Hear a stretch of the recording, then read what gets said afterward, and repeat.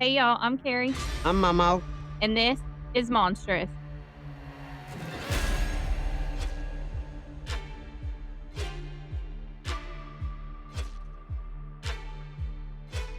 This episode contains topics and language that may not be suitable for all listeners, and topics that may be triggering to some. Listener discretion is advised.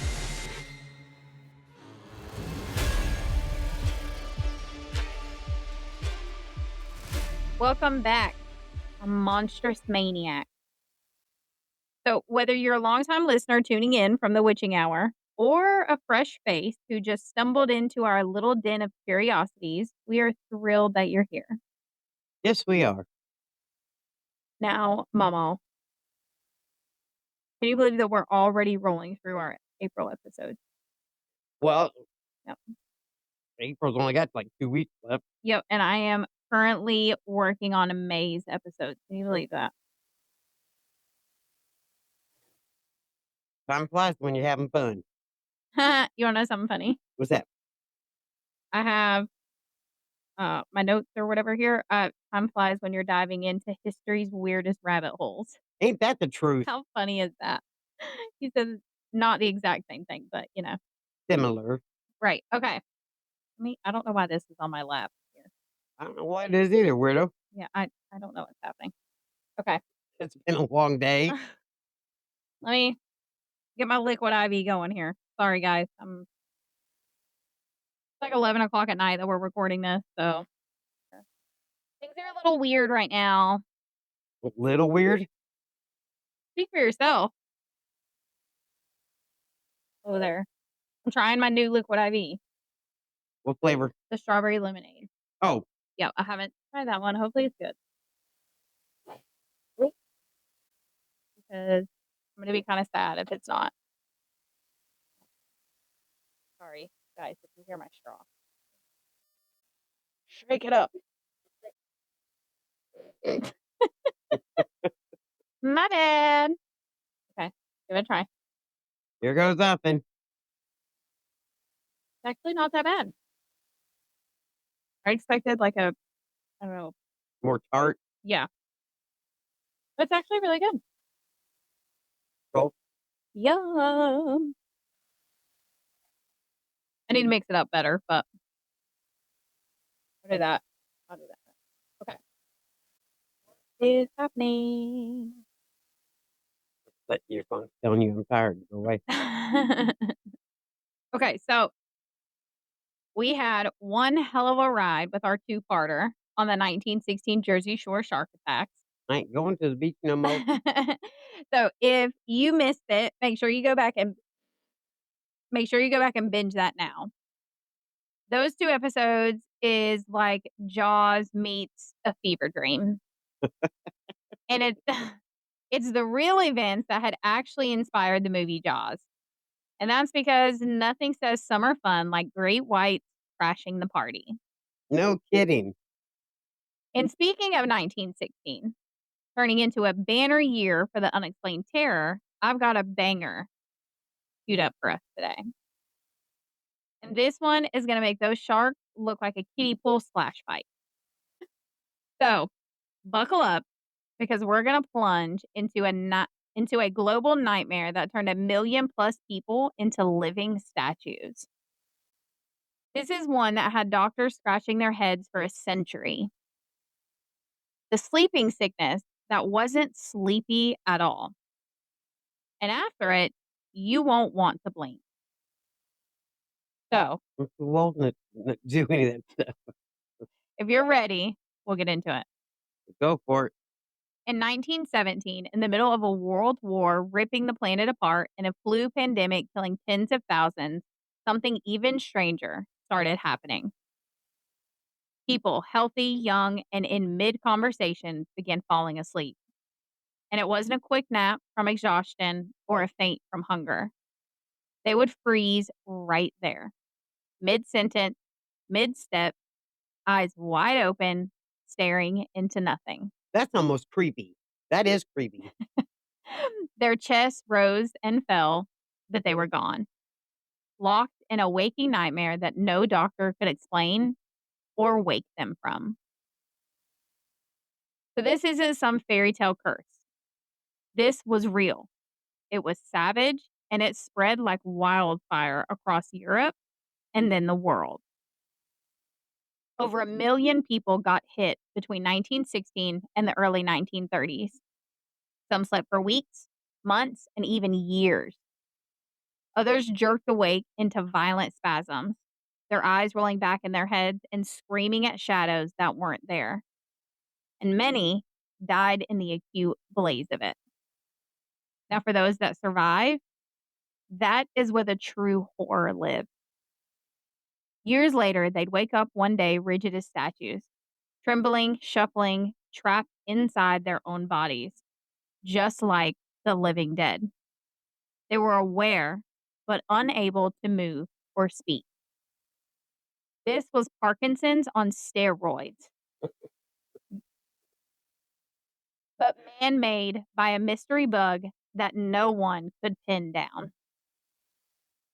Doctors called it encephalitis lethargica, the lethargic brain inflammation, or the sleeping sickness, as the papers screamed.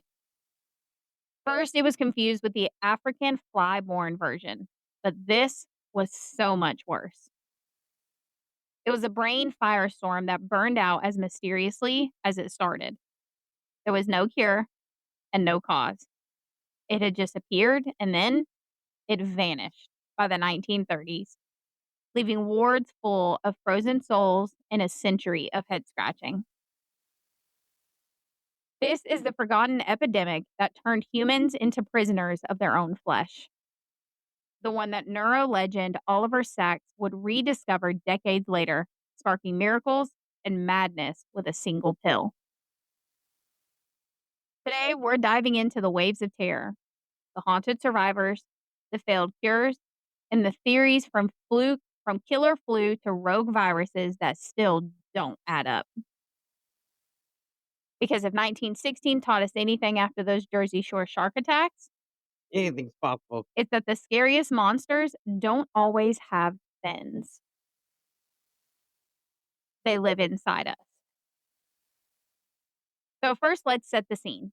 Because 1916 wasn't just the year of those Jersey Shore shark attacks that we just covered. It was a world on fire.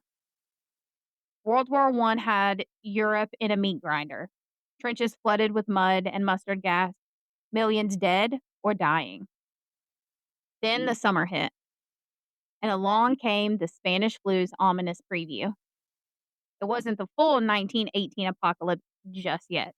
But instead, whispers of a killer bug were circling. Into this chaos dropped encephalitis lethargica. It was quiet at first, like a shadow lengthening before a storm. It started in Vienna in the autumn of 1916. A neurologist named Constantin von Economo, a sharp-eyed Romanian Austrian genius, mapping the brain like no one had before him. He had noticed that something was off inside his clinic. Patients weren't just tired from war rations or shell shock. They were drowning in sleep. Hypersomnia is what he first called it, saying that it was unnatural and unbreakable. There was one woman in her mid-30s who froze while pouring tea. The cup shattered, but her eyes stayed open and locked ahead, and she didn't blink for hours. That's just freaky. Yeah, just wait, because we're just getting into it. Another patient was a teenage boy who slumped over at his desk mid-homework, still breathing shallowly for days. Stimulant medication for them was useless. Those affected would slip into coma-like states, some for weeks, teetering on the edge of death. So von Economo dug in. He was no stranger to brains.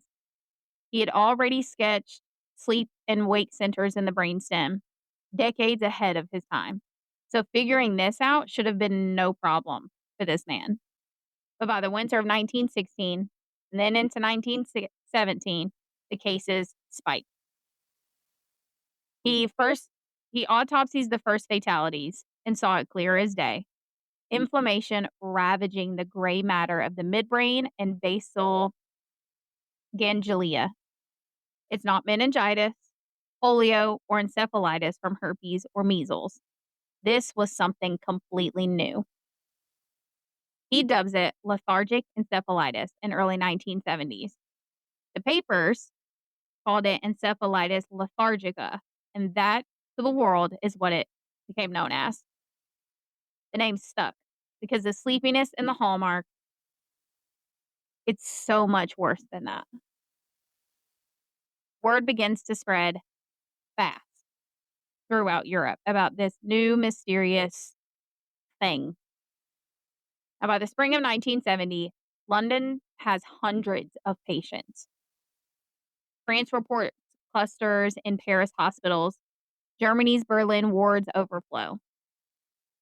Each of the patient's initial symptoms mimic a nasty flu.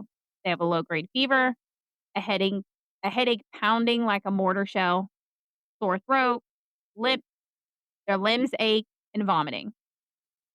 Some doctors muttered that it was nothing more than a wartime bug. Then the nightmare phase kicked in. Eyes went haywire.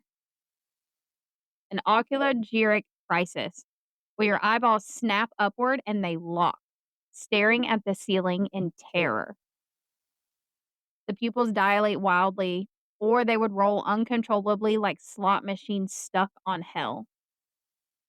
Delirium would then follow. Patients would thrash, hallucinate monsters from the trenches, and scream in languages that they didn't even know.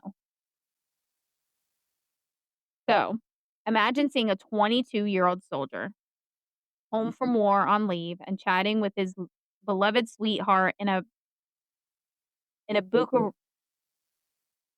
Bucharest cafe. Mid-laugh, he goes rigid, his arms outstretched and his jaw clenched. He becomes a human statue amid the clinking teacups right before your eyes. They drag him to the hospital, and he stares through the ceiling for days, fully aware of what's going on around him, but completely paralyzed. Or we can take a real case from von Economo's notes as an example.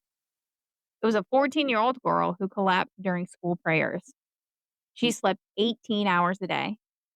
Then she snapped awake, barking like a dog, echoing every word that she heard. The Kolalia, they called it. Then weeks later, she was catatonic, limbs twisted into bizarre positions. These aren't fairy tales. These are autopsy-backed horrors from peer-reviewed logs. No one knows how this was spreading. There were no clear contacts between the patients. It wasn't airborne like the flu.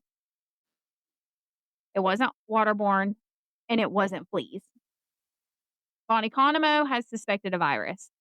An ultra-fine, filterable agent is what he wrote, invisible under the microscopes of the day.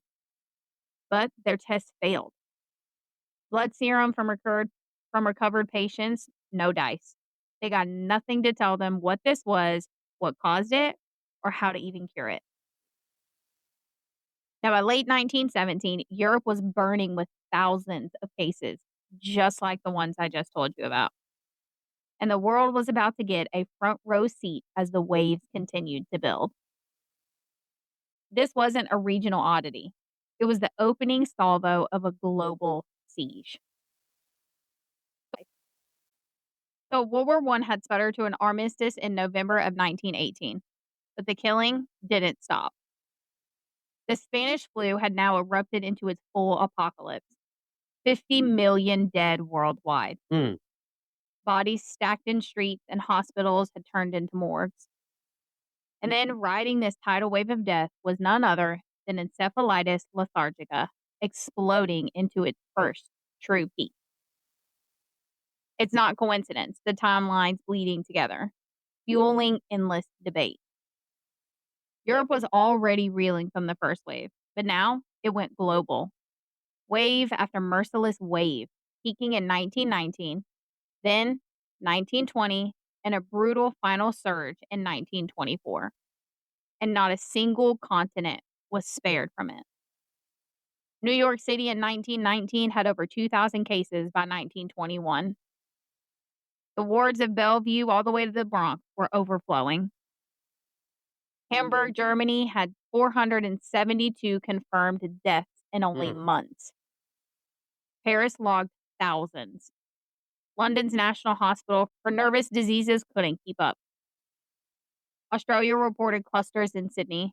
Japan saw it in Tokyo slums. And even India and South Africa tallied the victims. Buenos Aires hospital scrambled as teens collapsed mid-soccer match. It required no passport, no quarantine. It slipped the borders like smoke. By the end, historians pegged over 1 million cases worldwide. Though underreporting in the war zones and colonies meant that the true toll is most likely much higher. 1/3 of these victims died in the acute phase. Another third limped into disability, and another third seemed to recover. But that recovery wasn't really a recovery. But we'll get into that a little bit later. That's a whole nother thing of itself. So, what were the symptoms of this? Sounds like a bad, scary movie. Right, I know. I wonder if this is where they got the idea for The Walking Dead. Maybe. I mean, it would make sense, to be honest. That makes me curious. Dozer needs to find somewhere to lay down the stairs. Making the floor creep. Okay, sorry, guys. Anyway. I listen to it all the time. What are you talking about? I can always tell when you and Mike are up. Yeah, but nobody's up there but Dozer and his 100-pound ass. He needs to lay down somewhere. No, and he's probably rubbing himself all over everything. He has I'm back in Mom's room. Neener, neener. Probably. Sorry, guys. Our almost 100-pound pit bull decided to sneak himself upstairs. Sneak hell, he just walked up there. And he won't find a place to lay down. Someone's creaking. Okay, anyway. So what were the symptoms for this thing? Well, they were a carnival of horrors, and no two cases were identical. So 80% hit the lethargic form. Hypersomnia so deep that they were accused of malingering. Then comas, where families prayed over their still breathing shells. Kintic mutism was the worst. This turned the victims into living mannequins. Ew. So picture a banker in Manchester in 1920. And he freezes at his desk with his pen in hand, his eyes tracking visitors, but no twitch and no word for weeks. Nurses fed him broth through a tube. He would swallow on reflex, his mind screaming inside. Autopsies later would show the brainstem was swollen like an overripe fruit.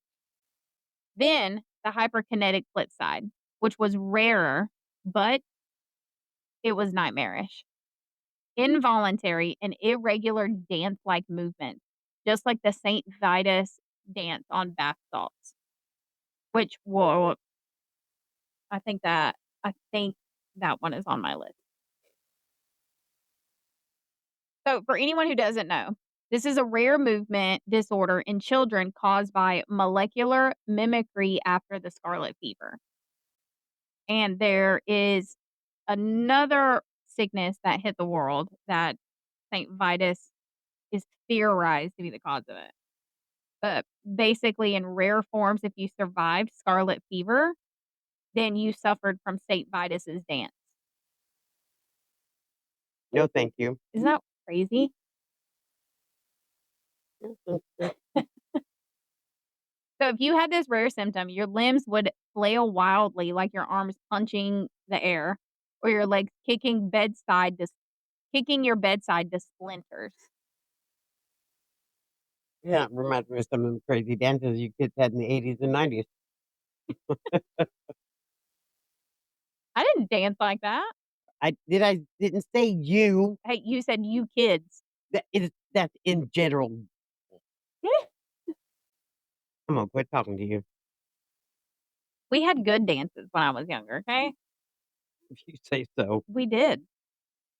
You guys had some weird shit growing up, okay? You ain't got no room to talk. Yes, we did. What'd you have?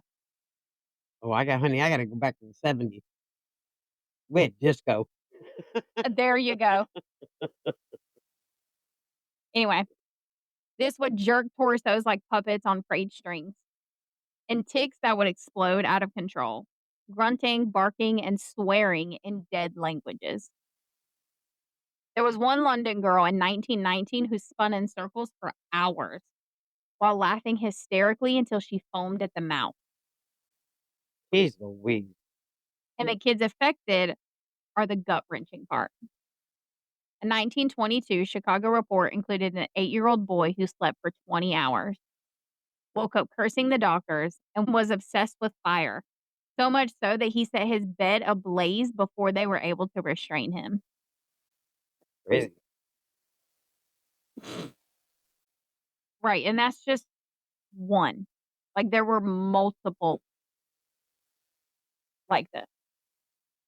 So things like this were post the illness and seemed to be acute. Some morphed into savants or monsters. Some had echolala. Aggression turned toddlers feral, and even bizarre compulsions. You mean toddlers always haven't been feral? I mean, come on now. You can get more cardio chasing a toddler around the house than you do if you go to the gym. That's true, but I feel like this feeds like I'm gonna try to eat you at 2 years old type feral. Some of them bite. They try to. Okay. There was even bizarre compulsions like hoarding lint. No, yeah, no. Now, von Economo tracked hundreds of these cases. The child mortality rate had hit 40% in acute blasts in some areas. Aw. Doctors performed lumbar punctures, which drew cloudy spinal fluid, which signified inflammation, but there was no bacteria under the microscope. And then what about vaccines? Well, they brewed horse serum shots from recovered blood. This is someone who Who had it right, and survived. right, and so they used their blood to come up with a vaccine. Some would perk up, but most worsened into anaphylaxis. So it's like there was something they were allergic to, which is so weird. Let me see. They did fever therapy, which was for malaria, which they did fever therapy, which was malaria injections in order to burn the brain fire. So basically, they would inject you with malaria to heat your body up so high that it would kill whatever the hell this was. It saved a handful, but it killed others.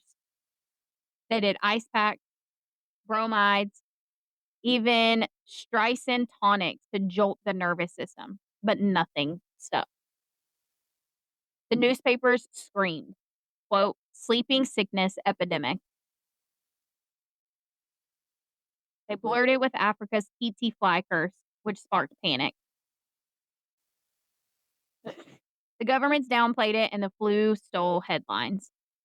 But by 1924's last gap in Vienna is where it peaked again. The US East Coast buried hundreds, and the world knows this isn't the flu. It's a brain assassin, but the vector is unknown. So we're going to look at another real mosaic case from 1920 France. A 16-year-old named Marie was a baker's daughter. Her flu-like symptoms started: shivers, cough. Then, on day 3, her eyes locked upward, her head craned back like she was dodging rain. Then delirium caused her to babble of trench ghosts. Then week 2, she went catatonic, rigid as wood. but her pupils would follow her mother's hand. The months dragged, and eventually she recovered and she walked home. But 3 years later, Parkinson's grip took hold of her. Masked face, drooling, shuffling like a zombie. Mary's symptoms echoed thousands of others. These weren't statistics. They were families shattered and societies whispering of curses amid ration cards and flu masks. The waves make their way around the world. Then, oddly, in 1924, and then end oddly after 1924. Sporadic cases would flicker into the 1930s, but the fury faded. And no one knows why. At least not yet. That's the hook that's pulling all of us in to the survivor's hell. The acute waves crashed and receded by 1924, like I said. But encephalitis lethargica's true masterpiece of horror isn't the sleep or the spasms. It's what came after. For tens of thousands of survivors, the real prison sentence began months, years, and even decades after they survived. They walked out of hospitals, kissed their families, returned to work or school. Life seemed to be normal again. Then, one ordinary morning, out of nowhere, days, weeks, years, decades after their recovery, they froze. Not dramatically like in the hospital dramas. It's subtle at first. A tremor in the hand, a stiffness in the neck.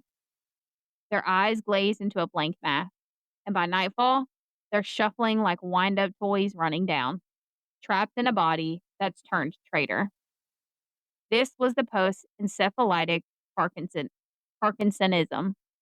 Von Economo's little Parkinsonism epidemic, hitting up to 50% of the survivors. It was a delayed fuse that no one saw coming. Hospital wards throughout the 1930s and 40s overflowed, not with freshly comatose, but instead with the living dead. Their faces frozen in rictus grins or blank stares, pin-rolling tremors where their fingers rubbed together endlessly as if counting invisible rosary beads. They had shuffling gaits, their feet glued to the floor, and some even had their bodies bent forward like penitents. Some were drooling or choking on spit that they couldn't swallow, but their eyes were fully alert, tracking those around them, pleading for them to see that they were fully aware, to see that they were buried alive in their own flesh. Nurses read newspapers aloud while patients' eyes widened as familiar names, but their mouths at familiar names read, but their mouths stayed still. The psychiatric fallout piled on like insult to paralysis. There were bouts of sudden rage. For example, there was a middle-aged bank clerk who was once mild, now lunged at mirrors, snarling like a wolf. While compulsions gripped others, there was one woman who licked every doorknob in the asylum, convinced that it was going to purify her soul. There were tics and spasms that also appeared in some, their heads snapping side to side, grunts punctuating silence like Morse code from hell. Catatonia locked some in twisted postures for months, their arms crucified and necks craned eternally backward. The children who'd beaten the acute phase turned feral. For example, a 1930s London boy who was 12 at his onset and now 19 paced circuits obsessively, barking orders at shadows.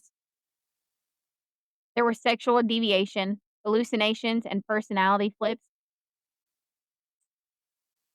The brainstem scars seemed to rewire their souls. Von Economo documented thousands of these cases by 1935.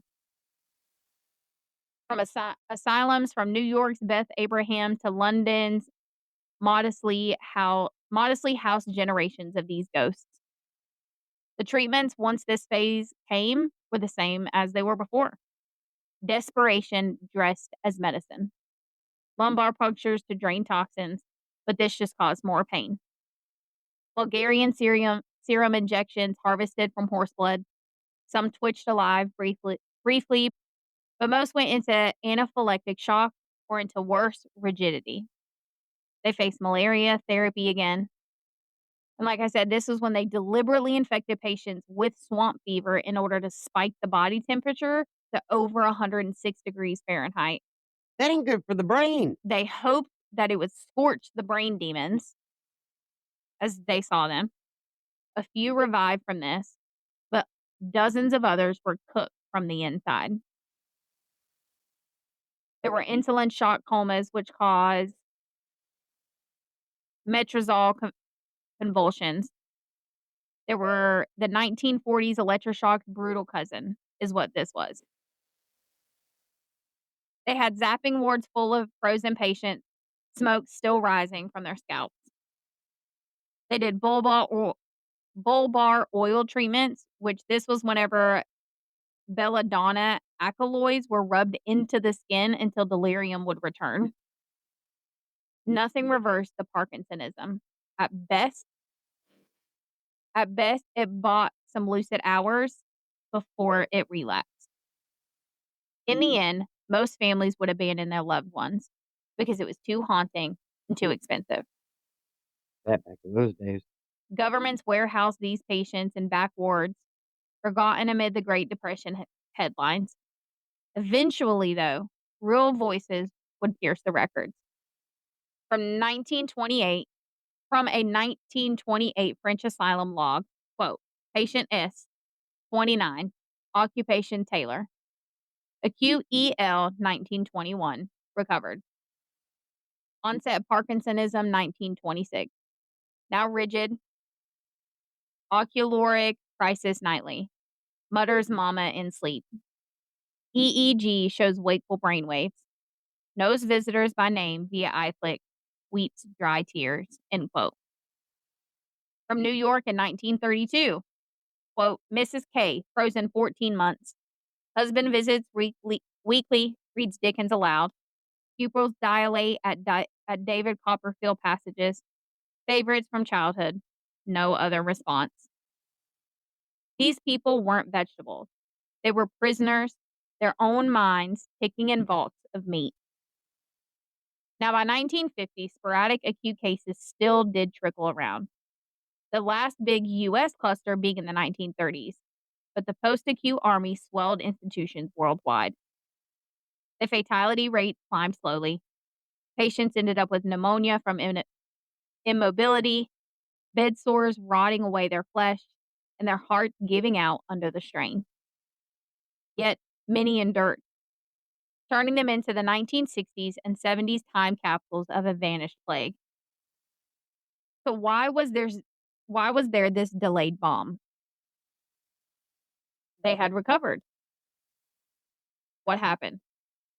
Well, the autopsies of those that would go to pass on showed paracuductal gray scarred permanently, and dopamine pathways had been obliterated in substantia nigra, which is Parkinson's blueprint, but it's on an epidemic scale. So anyone that knows anything about Parkinson's disease, it is awful. It basically slowly eats away your brain, piece by piece. Correct me if I'm wrong. Yeah, I have no clue.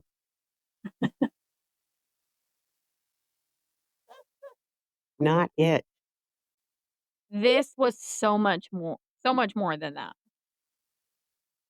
It basically did the same thing as Parkinson's disease, but on a much faster scale, if that makes sense. Doctors couldn't find any flu or any bacteria that explained what was happening fully.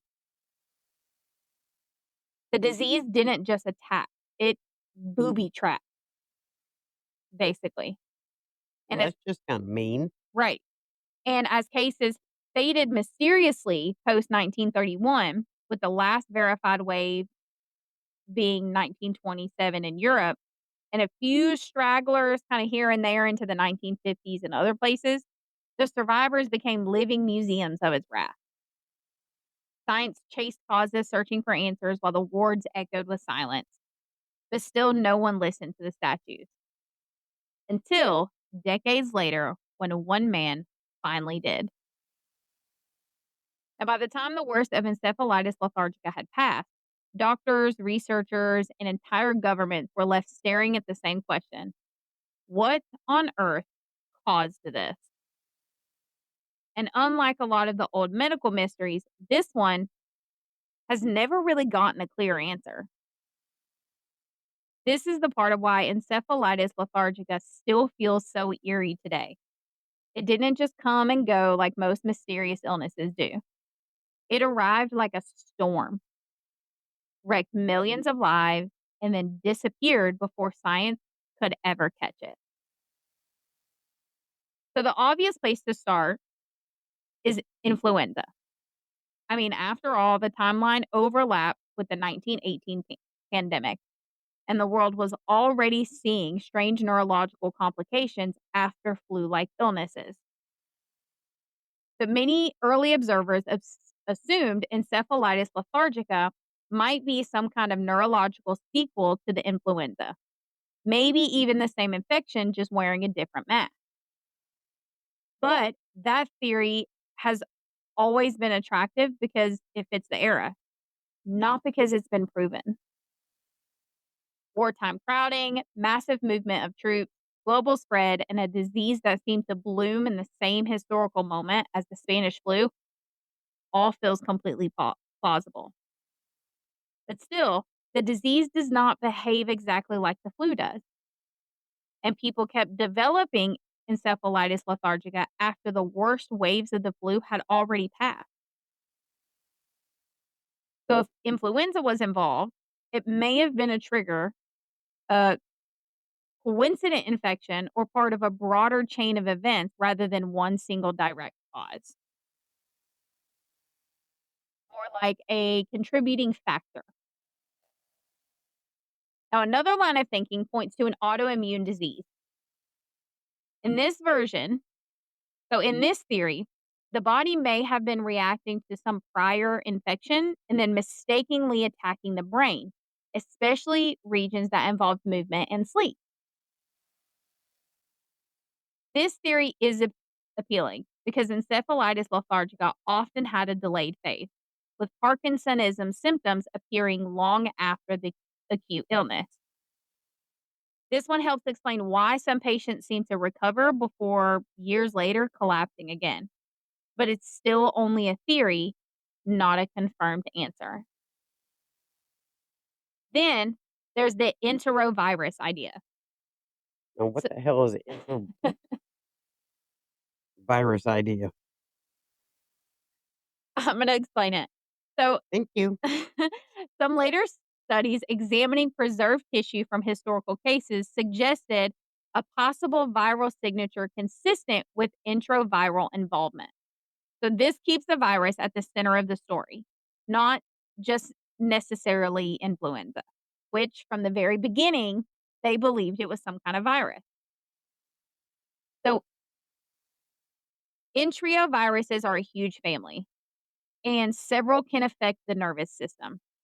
So, the theory has some real scientific weight behind it.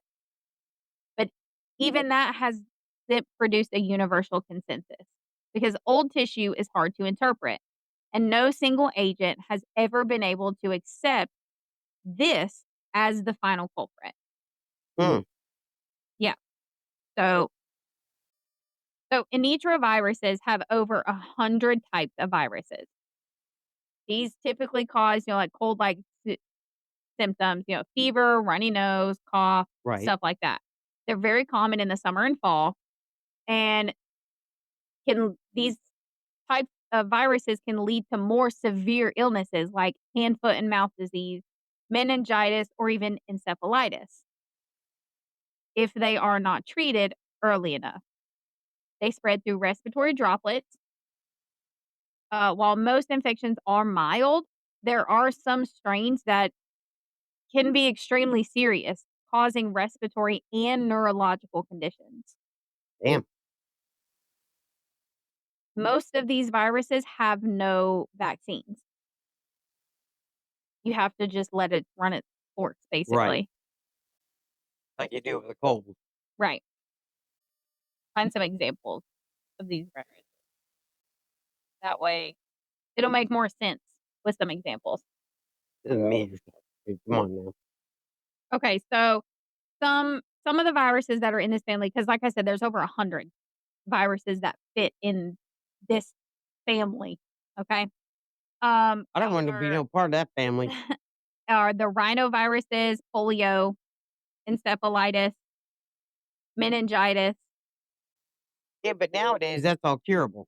Right nowadays, yeah, but back then they had no idea what most of that stuff was back then. Right. Right. Oh, yeah.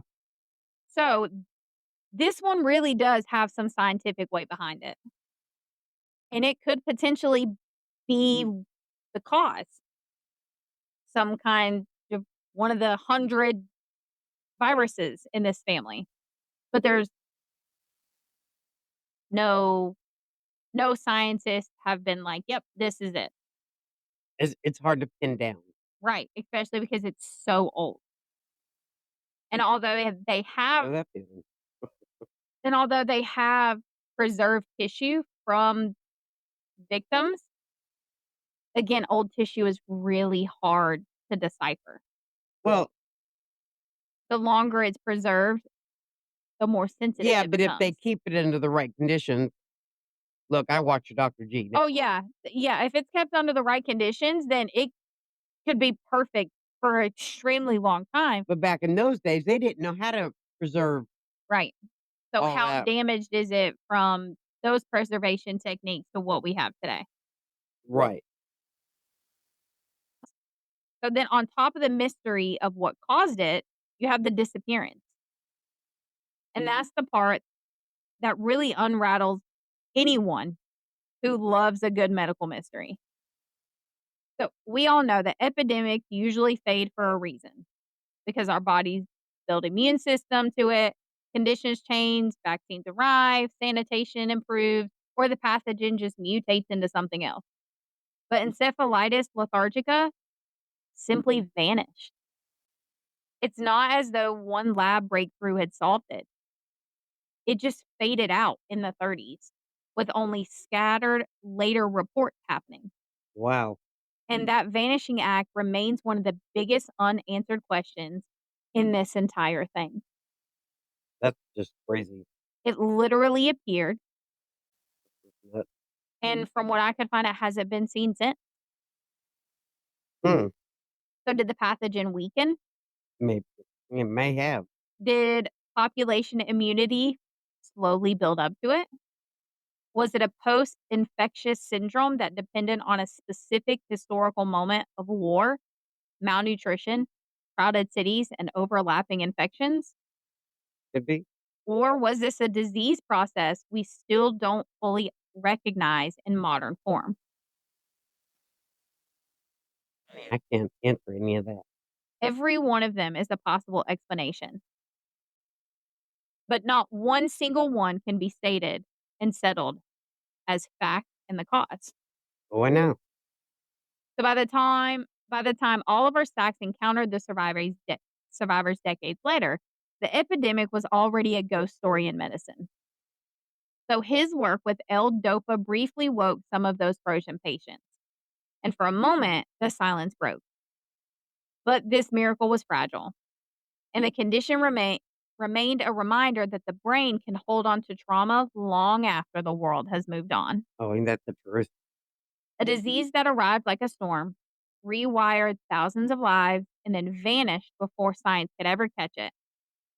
That's what makes encephalitis lethargica so terrifying. It's not just what it did, but how little it left behind.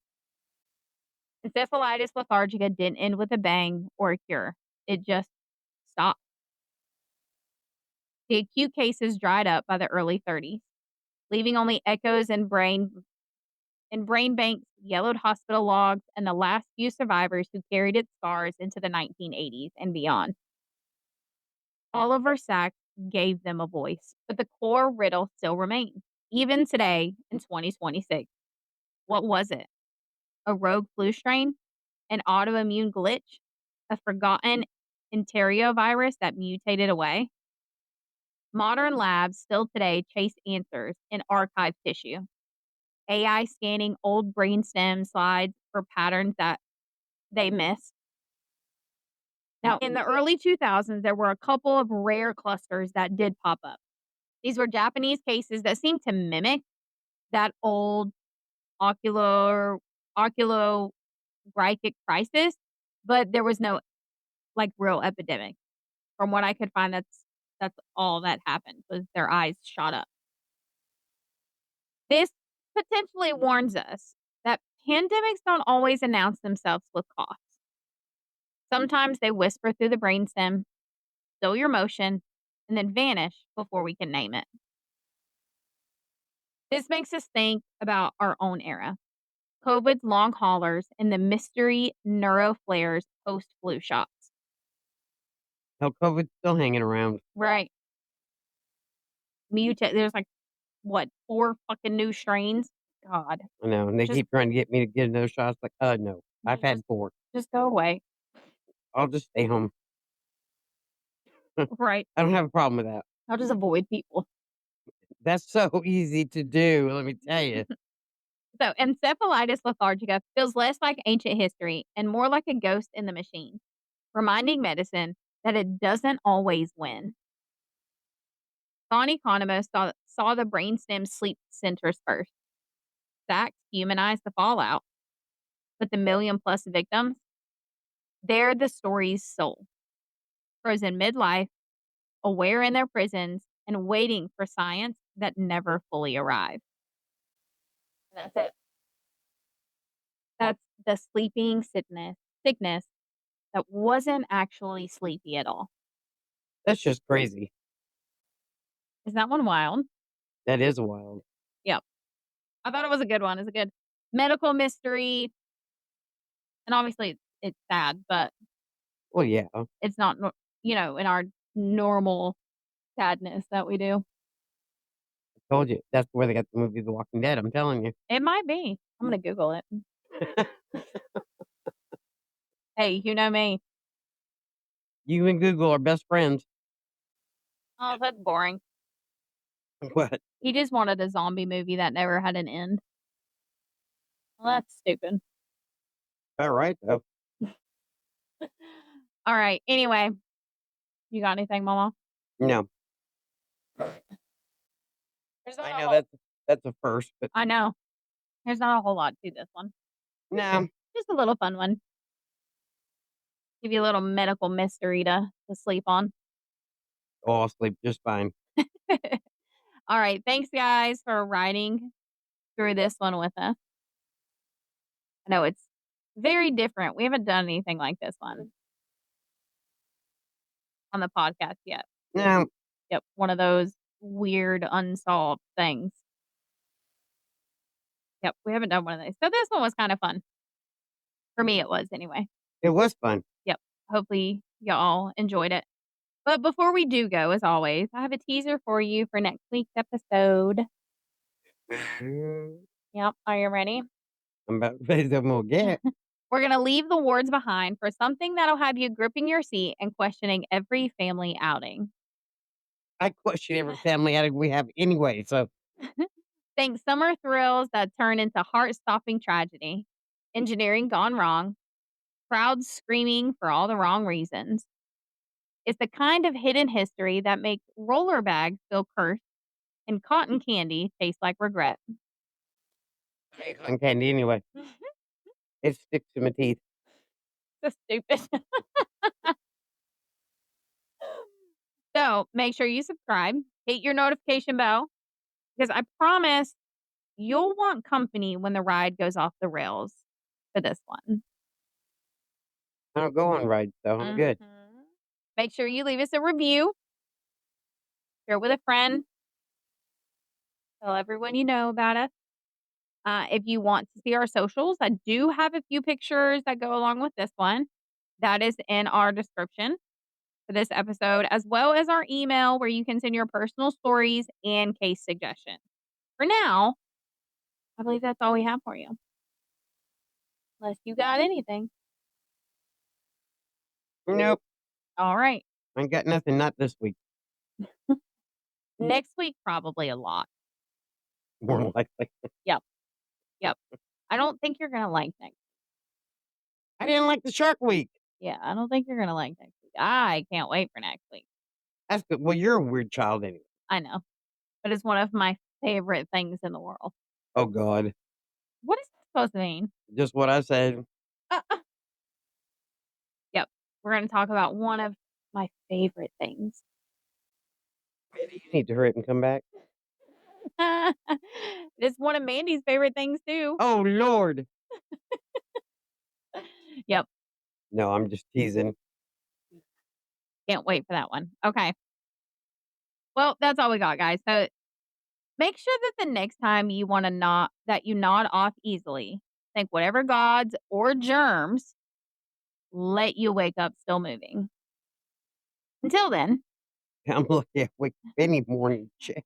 stay curious, stay spooky. And as always, we hope you keep listening and remember to Watch out for monsters. and don't kill people. Bye, y'all. Bye, y'all. That was a fun one. Yeah, it was fun. Wild. I had never heard of that before. Me neither. Sweetheart, me either. It's crazy. I found it. I was Googling, like trying to find an